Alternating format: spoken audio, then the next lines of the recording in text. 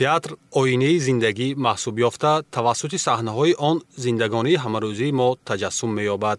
театри тоҷик таърихи наздик як асра дошта давоми мавҷудияти хеш тавонист рисолати аслии худро иҷро намуда дар тарбияи ҳунармандони барҷаста нақши бориз гузорад. театр ба ҳаёти одамон зич алоқаманд аст, набзи зиндагонӣ ва рӯҳияи мардумро ифода мекунад. таъсис ва рушду камолоти театри тоҷик аз ифтитоҳи аввалин театри касбӣ ба номи абулқосим лоҳутӣ дар пойтахти кишвар шаҳри душанбе ки санаи 7 ноябри соли 1929 ба вуқӯъ пайвастааст сарчашма мегирад. дар он солҳо ташкили театр ва пайдо намудани ҳунармандон кори осон набуд. новобаста аз мушкилоти давр театри тоҷик тавонист ҳамқадам бо давру замон пеш рафта дар минтақаҳо рушд ёбад ва ҳаводорони худро ба худ ҷалб созад. дар вилояти суғ низ қатори дигар минтақаҳои мамлакат пас аз пойтахти кишвар аввалин саҳнаҳои театрӣ ба намоиш гузошта шуда минбаъд театрҳои халқӣ ва касбӣ ифтитоҳ гардид.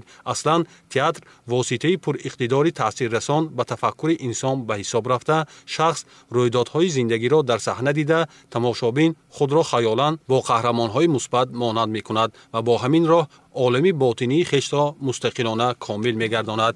дар ҷумҳурии тоҷикистон ба шарофати истиқлолияти давлатӣ ва сиёсати фарҳангпарваронаи асосгузори сулҳу ваҳдати миллӣ пешвои миллат президенти ҷумҳурии тоҷикистон муҳтарам эмомалӣ раҳмон таваҷҷӯҳ ба театрҳои халқиву касбӣ зиёд гардида ҳунармандон ва кормандони соҳа ҳамешагӣ аз ғамхориҳои давлату ҳукумат бархурдор ҳастанд.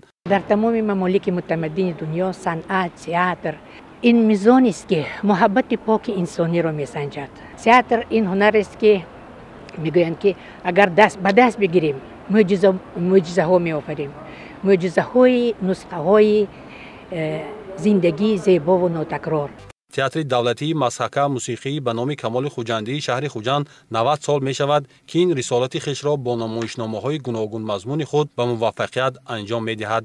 даҳаи 3 моҳи октябр мавсими 92 театр бо шукӯҳу шоҳомати хоса оғоз гардида барои дӯстдорон намоишномаҳои ҷолиб пешкаш гардид. мавсими навбатии театри Хоҷа Камоли Хуҷандӣ бо намоишномаи мазҳакавии найрангҳои майсара оғоз гардид. намоишномаи мазкур дар таҳияи саркоргардони театр Суҳроб Шейхов ба саҳна гузошта шуд. асари номбурда ба қалами нависандаи ӯзбек Ҳамза Ҳакимзода Ниёзӣ тааллуқ дошта онро аз ӯзбекӣ ба тоҷикӣ Абдураҳмон Саидов баргардонидааст. ин намоишнома дар жанри мазҳака ба саҳна гузошта шуда он масъалаҳои иҷтимоии ҳаёт ба монанди хиёнат ба оила ва дигар кирдорҳои ношоистаро фарогир аст. ба он чанд нафар аз ҳунармандони соҳибтаҷриба ва ҳамчунин ҷавонон ҳам ҷалб шуданд. найрангҳои майсара ки соли 1942 рӯи қалам омадааст ва ин имрӯз як мавзӯи актуалиеро дар бар мегирад, мавзӯи ҳуқуқи зан дар ҷомеа. ва ин ҷо барои чӣ найрангҳои майсара? барое ки як зане ки зирак аст бо ҳамин найрангҳои худ мехоҳад ҳуқуқи занро боло бардорад ва он нафароне ки аз ин мансаби худашон сӯистифода мебаранд онҳоро ҷазо диҳад. намоишномаи мазкур аз тарафи ҳунармандони театр дар сатҳи баланд пешкаши мухлисон гардонида шуд. замира юлдошева нақши асосии майсарабону ки зани бо ақлу хушманду закӣ аст ва роҳҳои баромадан аз ин мушкилотро нишон медиҳад, бо истеъдоди баланди худ хубу хотирмон иҷро менамояд. имрӯз бисёр як вазифаи калон бар дӯши ман аст, чунки ин нақши асосӣ мебошад.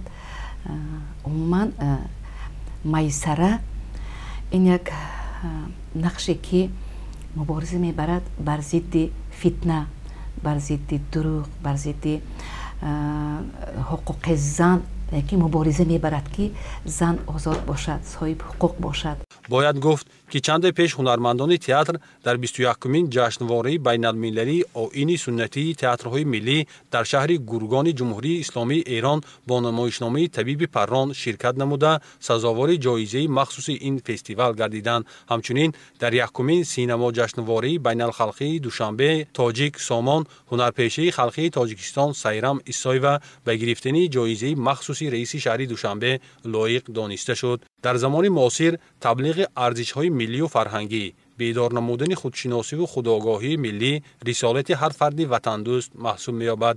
дар вилояти Суғд 5 театри халқӣ ва 7 театри касбӣ фаъолият дошта ҳунармандони варзида ҳамарӯза барои пешрафти соҳа ҷаҳду талош меварзанд.